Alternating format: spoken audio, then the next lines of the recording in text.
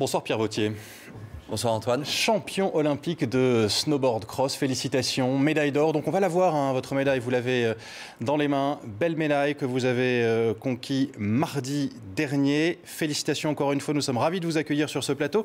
Est-ce que vous réalisez aujourd'hui la portée de votre victoire, 3 jours donc après la course ? Non, je réalise guère. Je pense que c'est l'ampleur, la portée est tellement énorme que c'est difficile de réaliser ça en 2-3 jours là maintenant.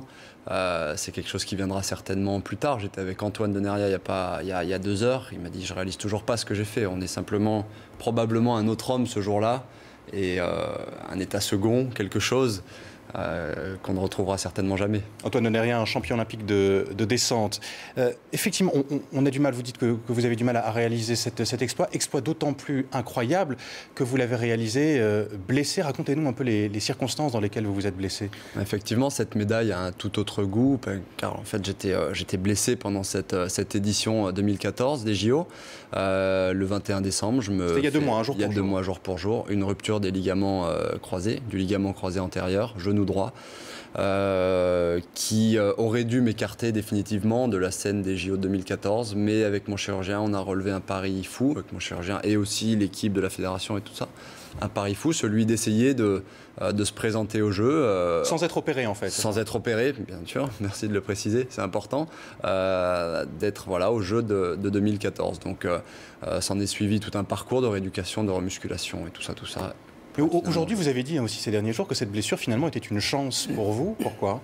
Probablement une chance, effectivement, puisque elle m'a permis de prendre beaucoup de recul sur mon statut de leader, bien que moins leader qu'à Vancouver en 2010, mais tout de même dans le top 5-10 international, alors que là j'ai vraiment pris du recul, je me suis complètement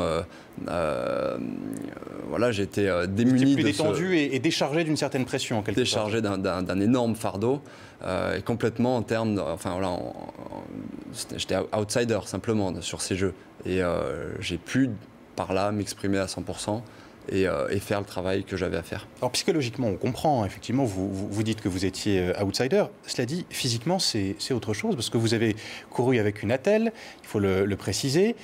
Mais comment est-ce que c'est possible dans un sport où les genoux sont autant sollicités ? Difficile de répondre. Moi, je pense que c'est simplement un compromis que j'ai réussi à faire entre une forme physique et une forme mentale. Pour prendre encore l'exemple de Vancouver, j'avais une forme physique au top, une forme mentale au ras des pâquerettes. Et forcément, le cocktail n'était pas très bon. Là, j'avais une forme physique relativement bonne, même si je n'étais pas à 100% de mon niveau d'avant blessure, mais une forme mentale qui était simplement extraordinaire, avec toute cette libération. Et c'était simplement un consensus qui était beaucoup plus confortable pour moi. Il n'y a pas que la finale en plus, hein. Il y a 3 courses avant la finale, les demi, les quarts, les qualifications également.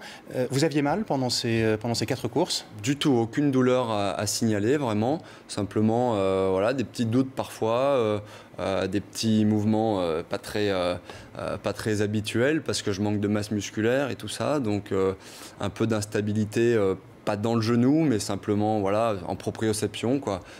Un équilibre un petit peu hasardeux par moment, mais finalement que j'ai su gérer. Est-ce que vous croyez que cette blessure a joué aussi sur l'état d'esprit de vos adversaires, de vos concurrents, qui finalement se sont dit peut-être il n'est pas si dangereux que ça, Pierre Vautier, cette année ?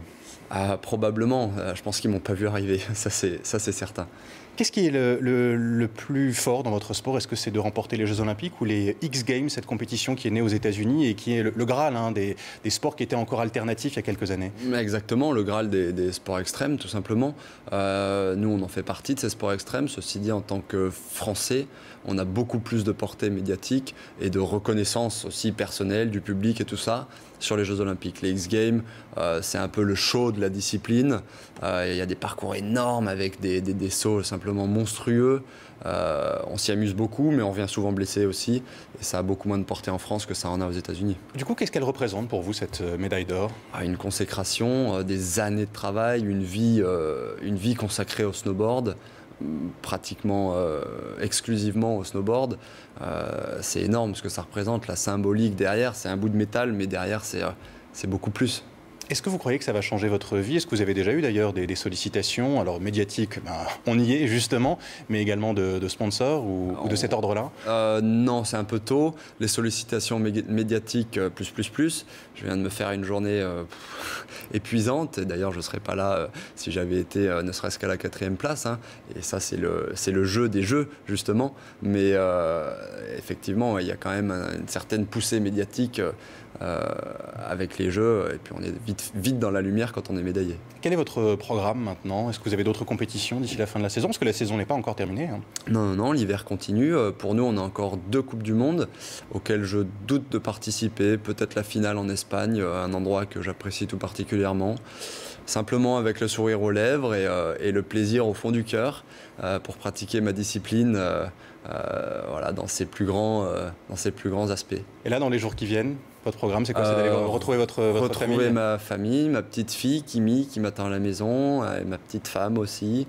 Que vous n'avez toujours pas vu, hein. Vous êtes rentré hier soir du en téléphone, France. du Skype, tout ça, mais toujours pas de contact direct. Donc j'ai vraiment hâte parce que c'est pour moi très important de partager ce genre de moments dans un petit cocon intime ou au moins un moment de ces moments dans ce petit cocon. Merci beaucoup Pierre Vautier. On va revoir votre médaille une dernière fois si vous voulez bien nous la remontrer. Champion olympique, l'un des 3 champions olympiques français en snowboard cross à Sochi. C'était donc mardi dernier. Merci encore et félicitations. Merci Antoine.